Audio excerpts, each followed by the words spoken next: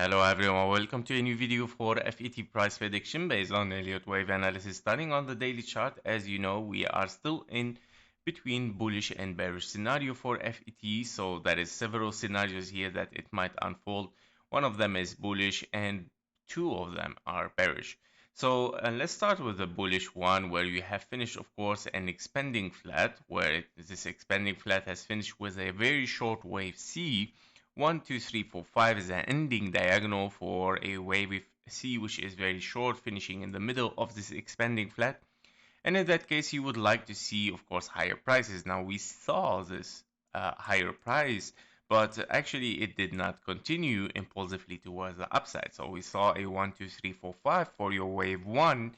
Then we were expecting ABC for your wave 2, then 1, 2, 3, 4, and a 5, of course, continuation towards the upside.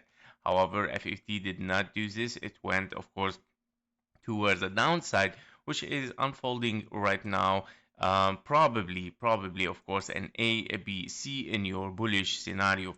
And this is, of course, an expanding flat where your wave C might finish around the 0.618 and the 0.78, taken from the, of course, start of this wave 1 and the end of the wave 1, giving us, of course, this perfect fib level for a wave 2 as ABC. In this case scenario, if you are bullish, you would like to see, of course, higher prices. Your signal for higher prices always is 5 waves towards the upside, 3 waves down, and then continuation towards the upside, breaking, of course, as is a wave 1. This is exactly your entry point or a confirmation for a bullish scenario. Now, of course, in that case, now we are still looking for lower to finish this wave C, and probably you are in 1, 2, 3, 4, and a 5 to finish, of course, an impulse as a wave C and as a wave 2. Now, the only scenario or the only case that it reduces a little bit the probability here is the length of your wave 2. It means per time. This is a little bit in relation with your wave 1 is a little bit reducing the possibility, I would say, because your wave 2 is preferably to finish at the 0.618, preferably, of course, and not reaching after the 1.618, but now we are very close to it. However, it still can be possible if it finished very fast here and start to move towards the upside. In your bearish scenario, you are looking still at a W, X, and Y. Your wave Y, of course, here after having 3 waves down, 3 waves up, 3 waves down again as a zigzag for your wave Y. And that might be, of course, the case scenario where you would like to hit somehow, of course, or to take the low at least. And if we would like to have like a good fib level for your wave Y, I would suggest here, of course, to have a zigzag.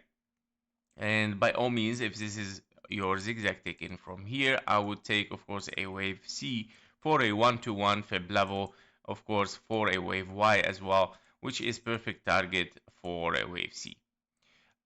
Which is at 0.46. Now, this is your first bearish scenario. Your second bearish scenario is still an expanding flat and not WXY as A, B, and a C.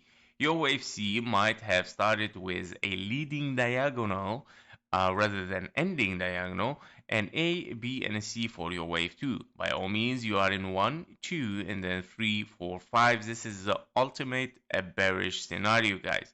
And that might, of course, drop us very, very low for FET. In case, of course, that we see the scenario unfolding. So I would say here a wave 3 or a wave 3 impulse.